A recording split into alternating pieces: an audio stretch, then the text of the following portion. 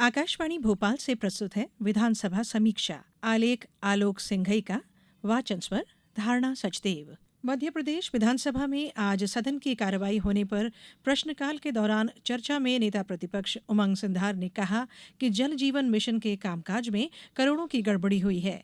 इस पर मंत्री प्रहलाद पटेल ने कहा कि छुटपुट घटना के आधार पर सभी कार्यों पर आक्षेप न लगाएं।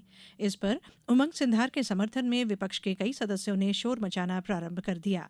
आदिवासी विधायक डॉक्टर हीरालाल अलावा के मिट्टी परीक्षण प्रयोगशालाएं बंद होने की ओर ध्यान आकर्षित कराए जाने पर हुई चर्चा में सदन के कई सदस्यों ने भाग लिया। अलावा का कहना था कि प्रदेश भर में प्रयोगशालाएं तो बना दी गई हैं, लेकिन वे स्टाफ के अभाव में बंद पड़ी हैं। उनमें मशीनें भी हैं, लेकिन वे किसानों के उपयोग में आ नहीं पा रही हैं।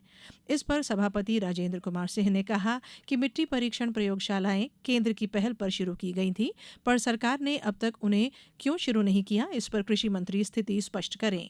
कृषि मंत्री ऐदल सिंह कंसाना ने कहा कि सरकार आवश्यक कार्रवाई करके प्रयोगशालाओं को चालू करना सुनिश्चित कर रही है। कांग्रेस के लखन घनघोरिया ने ध्यान आकर्षण प्रस्ताव में आरोप लगाया कि सरकार की लापरवाही की वजह से कई निकायों का गंदा पानी नर्मदा नदी में मिल रहा है। मंत्री कैलाश विजयवर्गीय ने कहा कि मुख्यमंत्री ने कहा है कि सभी लोग नर्मदा को मां का दर्जा देते हैं, इसलिए हमें सीवेज का पानी उसमें मिलने से रोकना है। हम प्रयास करेंगे कि 2 साल के अंदर ऐसे निकायों पर सीवेज ट्रीटमेंट की व्यवस्था करें जिनका गंदा पानी नर्मदा में मिलता है। विपक्ष के सदस्यों के अनुरोध पर विधानसभा अध्यक्ष नरेंद्र सिंह तोमर ने ओला, पाला और असमय बारिश से हुई किसानों को क्षति के मामले पर चर्चा का अवसर दिया। कांग्रेस के सुरेश राजे ने कहा कि प्राकृतिक आपदा की स्थिति में किसानों को 25,000 रुपये हेक्टेयर की दर से मुआवजा दिया जाना चाहिए। प्राइवेट बीमा कंपनियों का हस्तक्षेप बंद किया जाए, क्योंकि वे किसानों से बीमा राशि तो जमा कर लेती हैं, लेकिन मुआवजे की स्थिति में ऊटपटांग शर्तें लगा देती हैं। उनकी चर्चा के दौरान पूर्व विधानसभा अध्यक्ष डॉक्टर सीता शरण शर्मा ने कहा कि माननीय सदस्य पढ़कर बोल रहे हैं, इसकी अनुमति नहीं है। इस पर आसंदी की ओर से व्यवस्था दी गई है कि सदस्य केवल अपनी बात रखें। श्री राजे ने कहा कि डबरा विधानसभा में हरसी बांध के पानी रिसाव से लगभग 100 गांव के किसान प्रभावित हुए थे। इसके बावजूद सरकारी व्यवस्था की नाकामी के चलते किसी को मुआवजा नहीं मिल पाया। इसलिए सरकार को पहल करके किसानों की बीमा राशि की किस्त भरने की व्यवस्था करनी चाहिए। कांग्रेस के भंवर सिंह शेखावत ने कहा कि माननीय विधानसभा अध्यक्ष, जब केंद्र में कृषि मंत्री थे तब किसान आंदोलन 7 महीने चला था।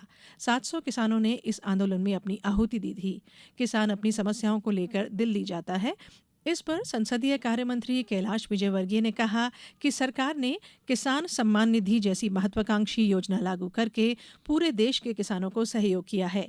उन्होंने कहा कि हमारी सरकार की नीतियों की वजह से उनकी स्थिति में काफी सुधार हुआ है। भाजपा के पन्ना विधायक बृजेंद्र प्रताप सिंह ने कहा कि सरकार की सदाशयता की वजह से ही ये संभव हो पाया है कि किसान की यदि 50% फसल क्षतिग्रस्त होती है तो सरकार उसे 100% क्षति मानकर मुआवजा देती है। क्षतिपूर्ति की दर भी 32,000 रुपये हेक्टेयर कर दी गई है। पहले असामयिक निधन पर 50,000 रुपये मुआवजा दिया जाता था, अब ये राशि 5 लाख रुपये कर दी गई है। कांग्रेस विधायक रामनिवास रावत ने कहा कि जिन किसानों की फसलों का नुकसान हुआ है उनके बिजली बिलों की वसूली रोकी जाए और राहत राशि के साथ बैंकों से आसान दरों पर कर्ज भी दिलाया जाए। चर्चा में आशीष गोविंद शर्मा और अन्य सदस्यों ने भी भाग लिया। विधानसभा के बजट सत्र पर हुई चर्चा को लेकर मुख्यमंत्री डॉक्टर मोहन यादव ने कहा कि जिस स्वस्थ वातावरण में सदन के सभी सदस्यों ने प्रदेश की समस्याओं पर चर्चा में भाग लिया है वह प्रशंसनीय है। विधानसभा अध्यक्ष नरेंद्र सिंह तोमर ने निष्पक्षता और सहृदयता से सभी सदस्यों को बोलने का भरपूर अवसर दिया। इससे विपक्ष के सदस्यों को भी अपनी बात रखने का पूरा अवसर मिला है। उन्होंने सकारात्मक सहयोग के लिए समूचे विपक्ष को धन्यवाद दिया। इसके बाद अध्यक्ष नरेंद्र सिंह तोमर ने विधानसभा की कार्रवाई अनिश्चितकाल के लिए स्थगित कर दी। विधानसभा समीक्षा समाप्त हुई।